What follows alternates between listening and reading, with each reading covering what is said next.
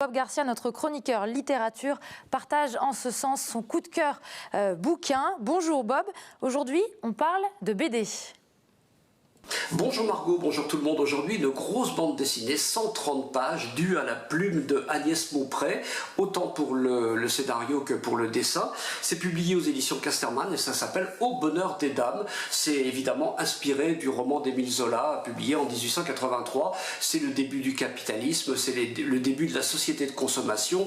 Et puis, dans ce contexte-là, du début du 19e siècle, eh bien, on voit les petits commerces traditionnels qui ont tendance à péricliter, à disparaître au profit de ces grosses enseignes, ces grands magasins qui fascinent absolument tout le monde et en premier lieu évidemment les jeunes femmes de l'époque. C'est dans ce contexte-là que vous avez une certaine Denise, une jeune femme sans argent qui monte à Paris comme on dit et qui parvient finalement à se faire embaucher comme vendeuse dans ce fameux grand magasin qui la fascine comme toutes les jeunes femmes de l'époque.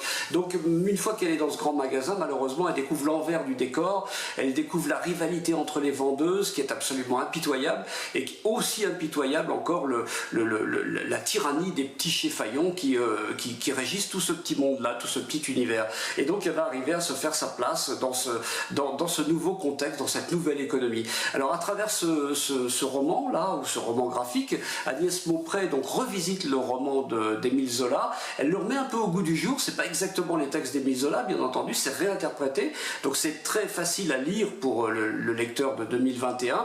Et puis alors il y a un travail de mise en couleur qui est fait par Grégory Elbaz qui est absolument exceptionnel, c'est une explosion de couleurs ce livre-là, donc on en prend plein les yeux et on apprend plein de choses et c'est une manière de redécouvrir l'œuvre d'Émile Zola.